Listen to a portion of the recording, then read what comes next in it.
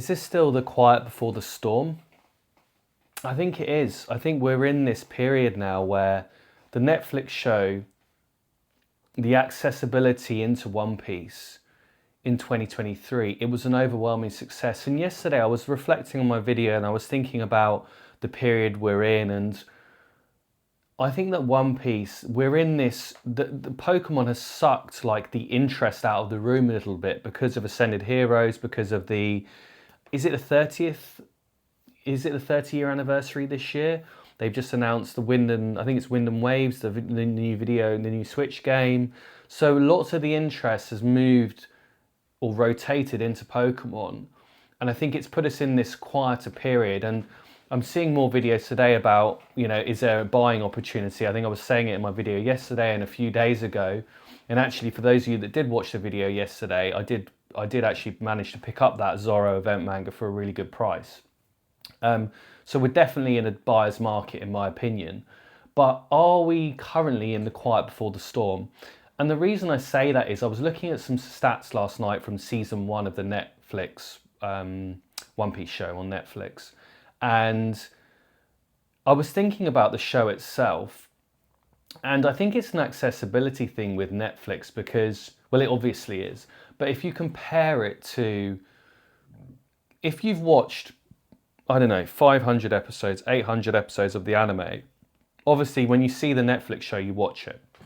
I think that's obvious. You certainly have a look if you watch that much of the anime.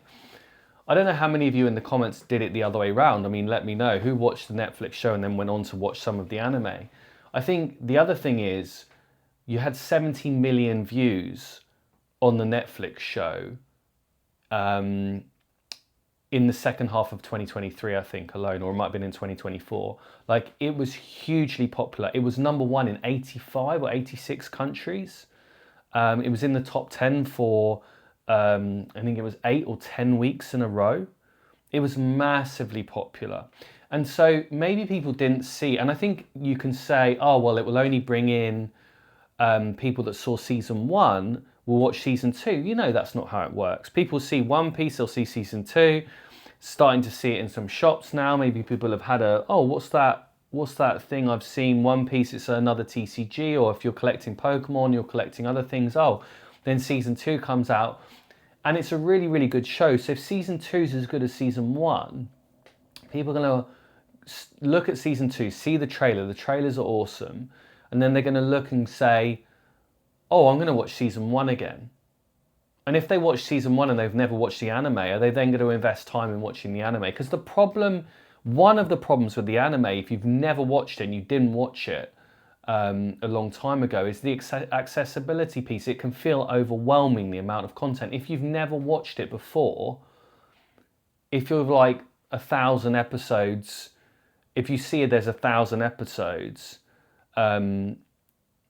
it can feel overwhelming. You know, the amount of content, like there's almost like a barrier to entry because of the accessibility to it. If you've been watching it for a long time and you're 500 episodes in or 800 episodes in or whatever, then it's less of an issue. But I think we're currently in the quiet before the storm. So we're going to see, it comes out in 5 days' time. It's Thursday today. It's next Tuesday. I think it's the 10th. It's released. And it had an overwhelming success. So I think you're going to see a lot of new people coming in again. So you're going to see this kind of wave of new collectors, I think, or new players coming in because of the Netflix show. Because that is mass media content consumption. And you're going to see just a huge wave of people come in. And not everyone is going to start playing the TCG. Not everyone's going to start collecting.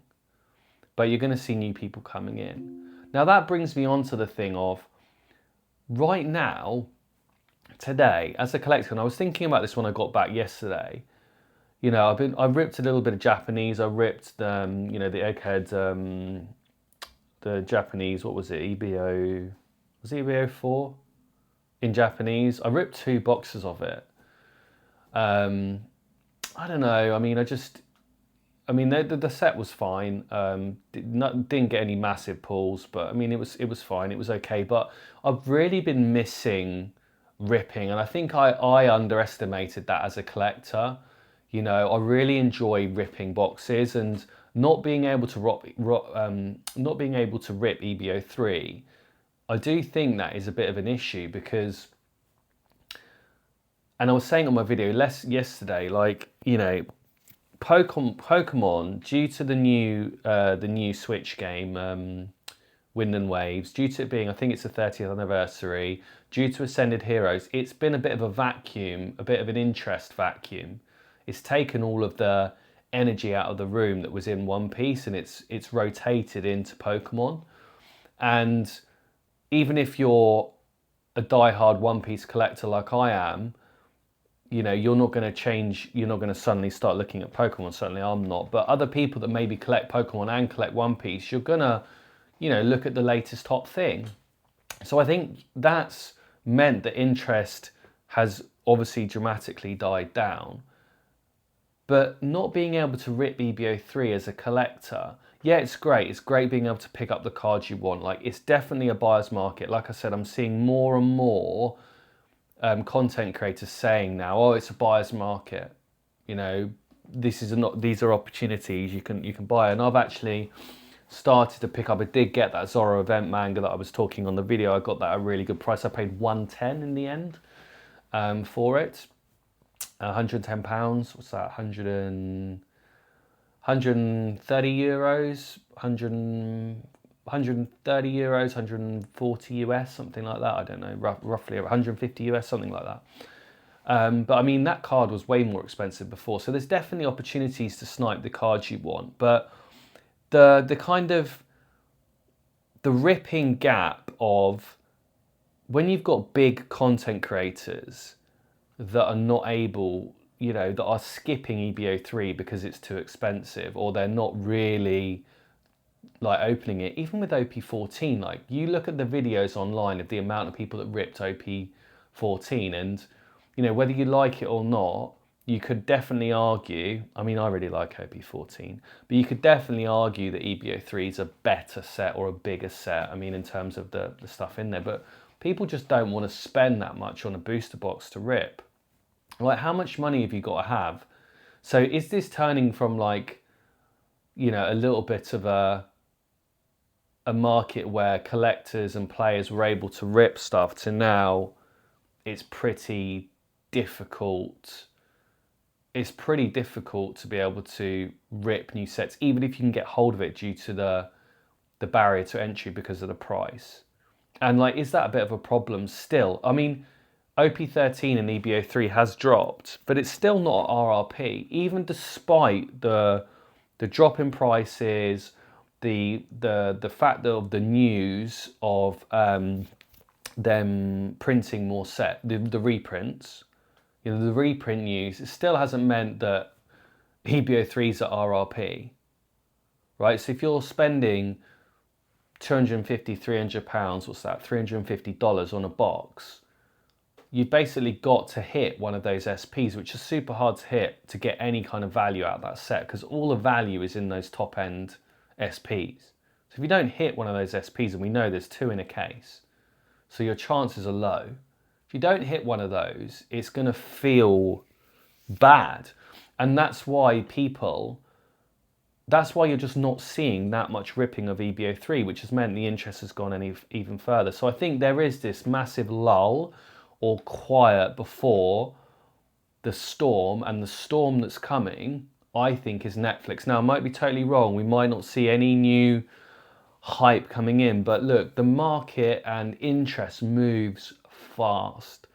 And if that Netflix show that launches on Tuesday, if there's good acclaim to the first, you know, season 2, episode 1, and it's as great as we all hope it's going to be, are you going to see again the next wave? Now, I did discuss on the last video, I did say, will the bounce back be, you know, quite slow? Will it be just like I was thinking yesterday, or maybe it's going to be a slower we get back to the prices a bit slower that we were at, and it's more of a gradual climb. But actually, due to the Netflix show, are we going to see a bit more of a populous interest coming back into the hobby again? It's going to be super interesting with the collector, but it's going to be super interesting for collectors. Again, it's a collector's perspective, not telling you what you should and shouldn't buy. I think there's definitely an opportunity right now to buy the cards you want. That's what I'm doing. I'm sniping some of those cards and being quite aggressive with getting the cards that I've been wanting for a long time, because I'm seeing these prices and I'm thinking, even if it goes down from here, I'm still going to pick some stuff up that I want.